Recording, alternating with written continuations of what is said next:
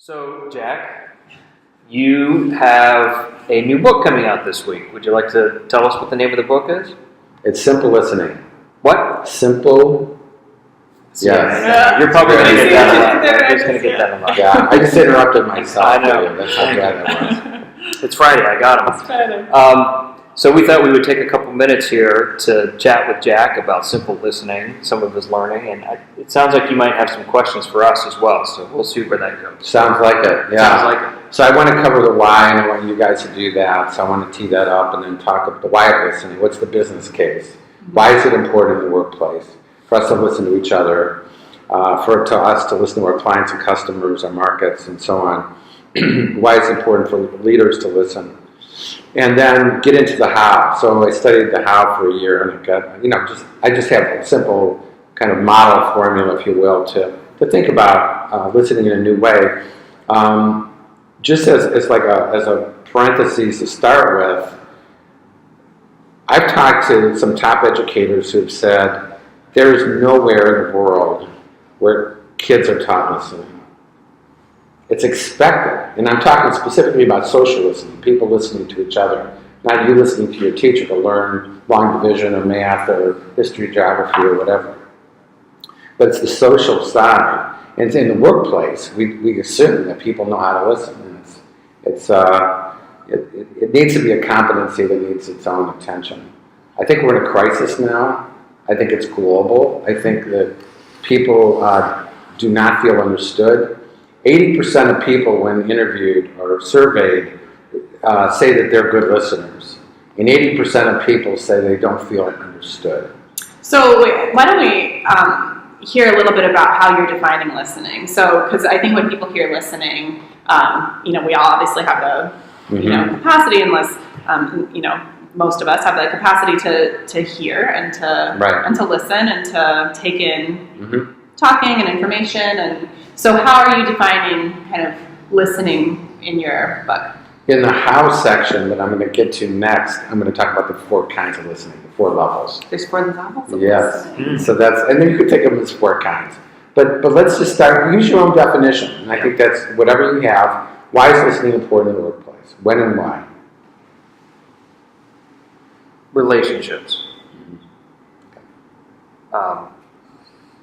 I think so much of getting work done is through relationships, and building trust is such a key component of that. How do I build trust unless I understand you, unless I've heard you, unless I hear your perspective and where you're coming from? I would say that one of the things that we notice a lot is the need for what I'll call focused listening. So part of what we see is that it's so easy all the time to get distracted. We're all guilty of it.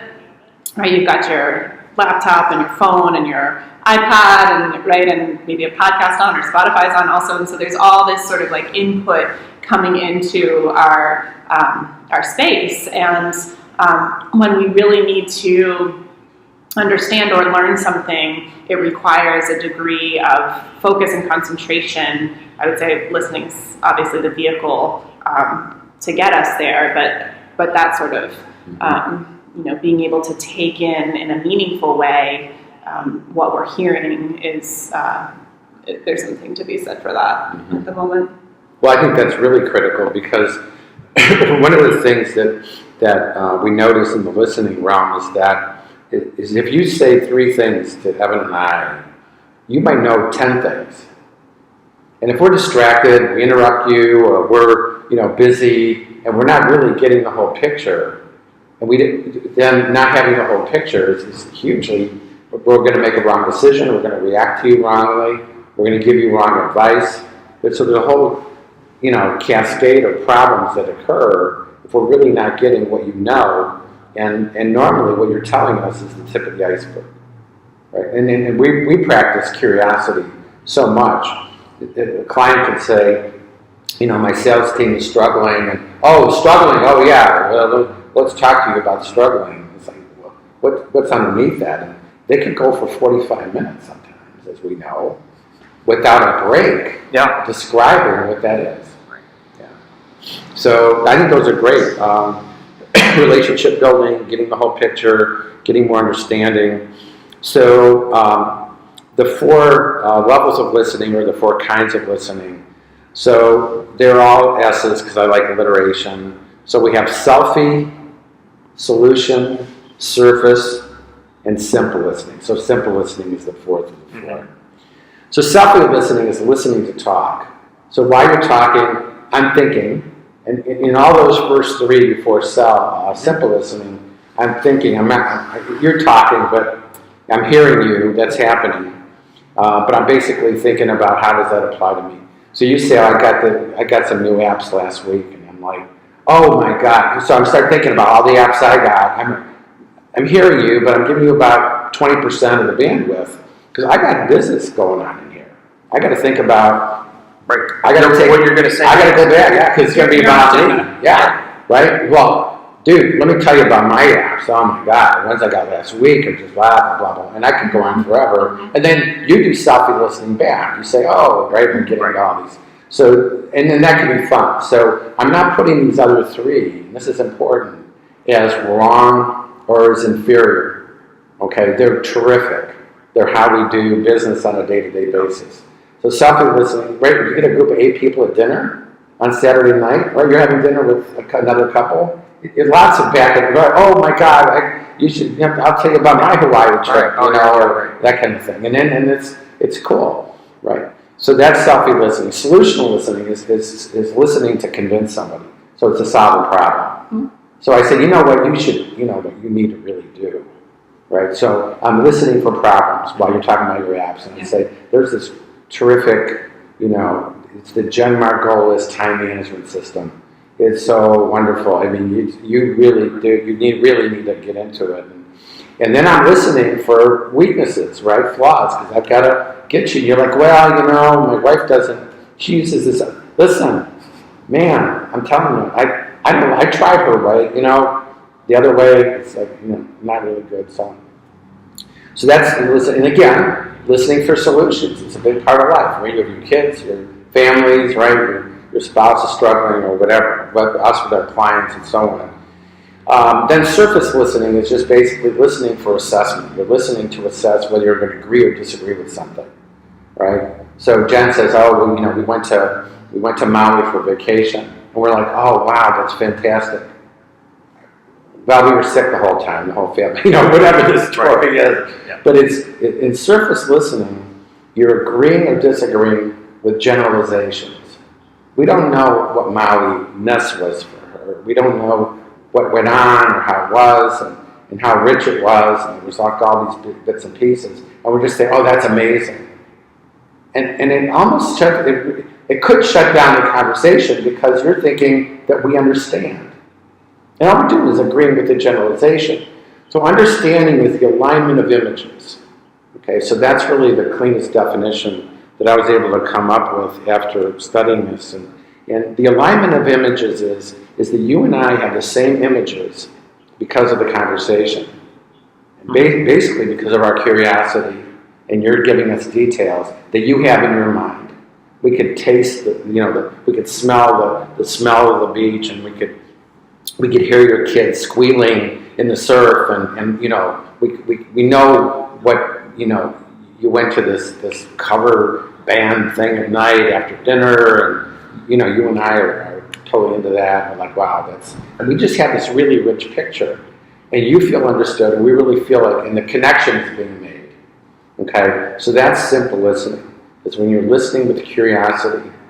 The magic is, and this is the last thing. The magic is that in order to juice your curiosity, and there's a lot of interesting neuroscience around this, you listen with imagination. Right? So when you're talking to us, we went to Maui, we had a great time, we were there for 10 days and so on. What we're doing is we're imagining all the different things we could picture you in Maui doing. Right? You have her up in Mount Haleakala, and I have her, hiking in the forest and so on. And what this does is stimulate our curiosity.